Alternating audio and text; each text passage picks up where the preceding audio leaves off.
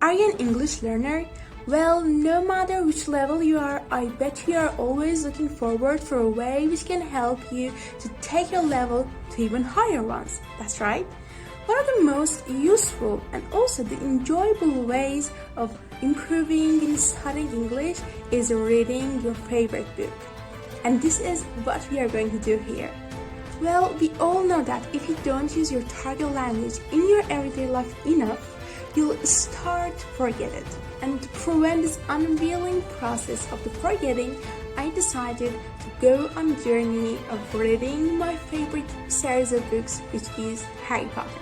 That's right, by reading Harry Potter one page every day, I'm not just sticking to my English, but I'm also having such an amazing time with such an awesome book. Well, if you want to join me on this journey, you're more than welcome, no matter what level you are you a beginner, an intermediate, or even an advanced level, you can join us and we can have a little fun together, as well as improving our four skills: reading, speaking, writing, and listening.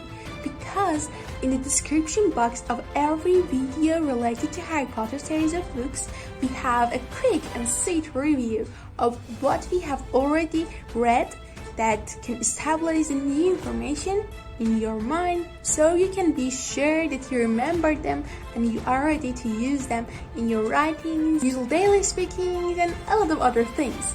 If you are ready, let's go! Well, my friends, today we are going on with the rest of the page 3, which we started in the last video. You can find the link in the description down below. And without further ado, let's jump right into it. They were whispering excitedly together. Whispering. Yeah, talking in a so low voice. Whispering excitedly. Mr. Dursley was enraged to see that a couple of them weren't young at all. To be enraged means to get angry about something. You can be enraged at something. You can be enraged by something. Or here, you can be enraged to see that something happens.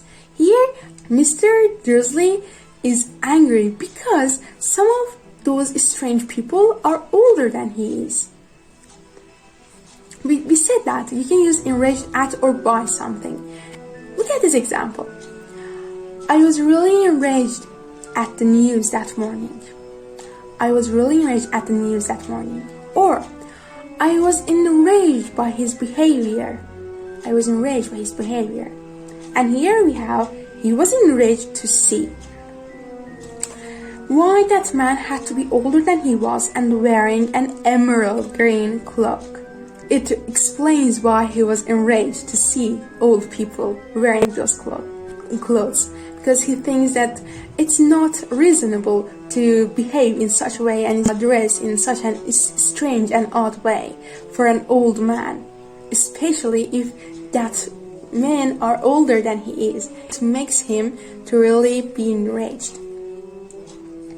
Okay, emerald green. Emerald. This is emerald. It's so beautiful, isn't it? And obviously, emerald green, I believe, is such a beautiful color. How about you? Do you like green color? What about the emerald green one? The nerve of him. Well, it's an expression you can use whenever you want to show your shocked disapproval. Whenever you feel you are angry about something or something unusual or surprising happens that is bad, you can use this one to show your disapproval. The nerve of him, the nerve of her, the nerve of them. But then it struck Mr. Dursley. Struck is the past form of verb strike. If it strikes you, it actually makes you think in a new way, in an other way. Here, it struck Mr. Dursley that this was probably some silly stunt. It struck Mr. Dursley to think in an other way. At first he thought it might be a new fashion, but then it struck Mr. Dursley that it was something else. And These people were obviously collecting for something. Collecting for something means to ask for help, for money, or anything that can help you in reaching your particular reason. You do it for something, okay? Collecting for something. For example, here they could be collecting money for charity, right? Or what else? What crosses your mind? Yes, that would be it. The traffic moved on, and a few minutes later, Mr. Dursley arrived in the Groening's parking lot. Remember, Groening is a firm of producing drills, where he is the director. His mind back on drills. Again, the drills was the only thought he had to deal with, and he was so happy with it. Mr. Dursley always sat with his back to the window in his office on the 9th floor.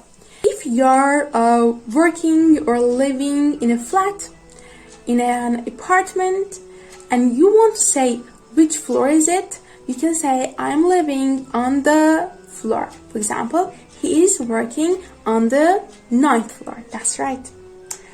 If he hadn't, he might have found it harder to concentrate on drills that morning.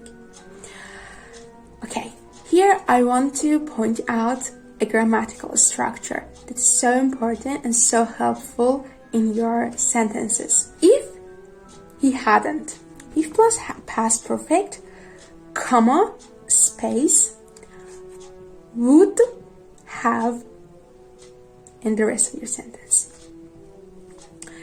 It's called the third conditional. Yes, we have zero conditional, first conditional, second conditional, and third conditional. The structure used here is called the third conditional. When and how can we use it? The meaning this structure can describe is related to an event in the past that didn't happen. Basically, when we are using the third structure, we want to talk about the imaginary results of something that didn't happen in the past. For example, if I had saved some more money, I would have gone on the trip last week. You see, I didn't save money, so I couldn't go on that trip. The other thing is that you can use might or could instead of would. Yes, you can use would, could, or might. As we have here, the might. If he hadn't, he might have found it harder. And you see, might have found. We use the present perfect tense. Might have found, could have found, would have found. And let's talk about the sentence right here. If he hadn't sat with his back to the window that morning, yeah, there is nothing like with his back to the window here, but in the sentence before of it, we can see that. So we get the meaning from there and then continue. If he hadn't, hadn't what? Hadn't sat with his back to the window, he might have found it harder to concentrate on drills that morning. What does it mean? Yes, he did sit with his back to the window that morning, so he didn't have any difficulties with focusing on drills. But if he didn't, if he hadn't, he might have found it harder.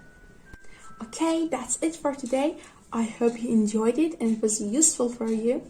Before you go, please check the description down below for a quick review which can help you with stabilizing the new information you learned today. And with having nothing more to say, please take care, be safe, and goodbye.